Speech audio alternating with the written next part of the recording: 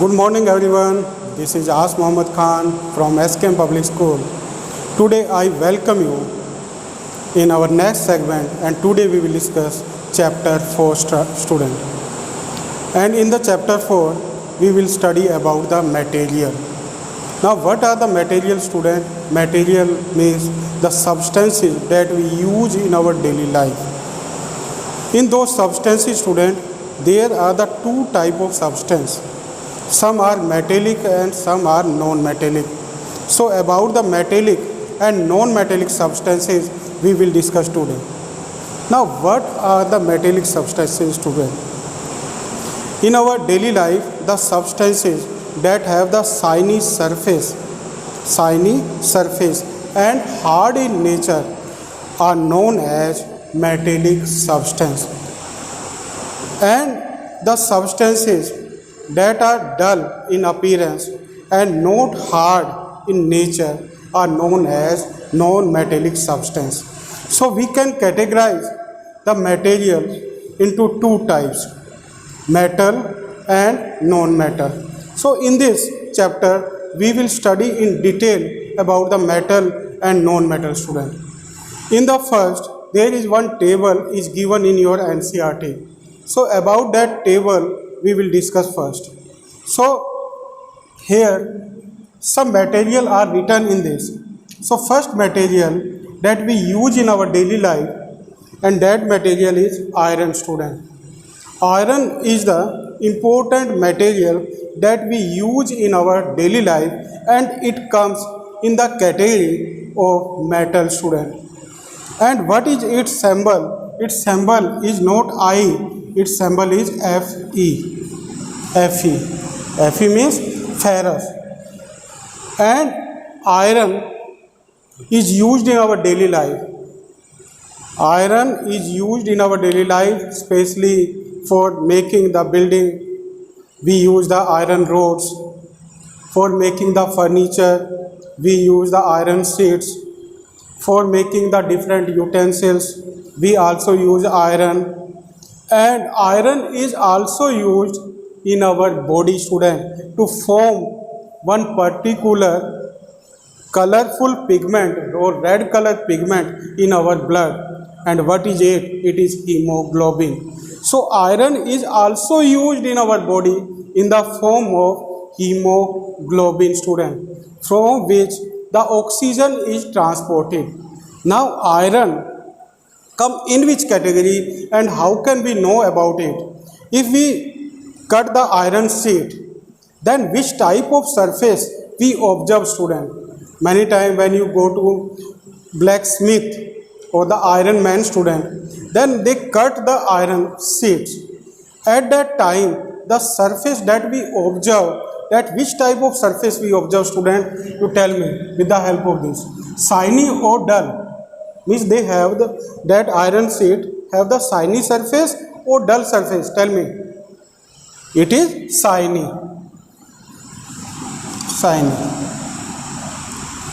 And in the next, hardness. If we press that iron sheet, can we press it easily? No. So which type of nature it has? In the case of hardness, it is very hard. So you write here very hard. So with the help of these characteristics, you can know about the nature of iron. So iron belongs from which category? It belongs from metals category student. Because it is shiny in appearance and hard, very hard in nature. That's why we can say that iron is a metallic substance or it is a metallic material. Now we come on the next. It is coal student. Coal has which type of appearance? Shiny or dull? Tell me. Which type of appearance it has? Is it shine? No. It has dull appearance, dark or dull. Dull appearance it has. And if we press it, can we press it? No. When we beat it, then it is divided into different parts. That's why we can say that it is not very hard, it is only hard or brittle in nature. Brittle.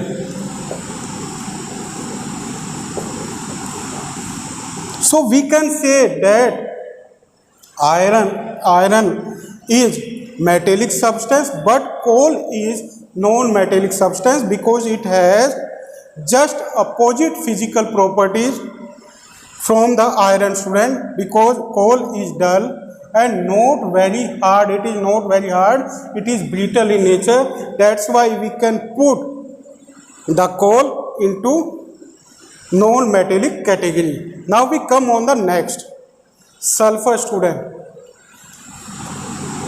Sulfur. Now coal have mainly which element, student? It is carbon. Next is sulfur. What is the symbol of sulfur? It is S. S, student. S is the symbol of sulfur. Now we come on the property. Now sulfur is found in which component, student? Sulfur is mainly found in the rubber or the tires that are used in the automobile transports. All those tires are made up of sulfur, student. And sulfur is also found in egg, in our muscles. Due to that sulfur, we can contract and relax our muscles. We do the different type of action. But if we observe the appearance of the sulfur, then which type of appearance it has? It also has dull appearance. And it is not very hard, not very hard. You use the eraser, student. Eraser is also made up of sulfur. And that rubber we can compress, or that eraser we can compress. So it is not very hard. So with the help of this property, we can know that the sulfur belongs from which group of material, student? It belongs from non-metallic substances. Next is aluminium. Aluminium symbol is Al, student. Al. Aluminium. And aluminium is shiny in nature. Shiny. And if we observe about its hardness, student, then it is very hard. That's why we can say that the aluminium come in which category? It comes metallic category, student. And aluminium is also used to make the pots, utensils, furniture, or many decorable things are used by the aluminium, student. Next is copper. Copper symbol is Cu. Copper, student. It is copper. So copper is also shiny in nature. It is shiny. And it is also very hard.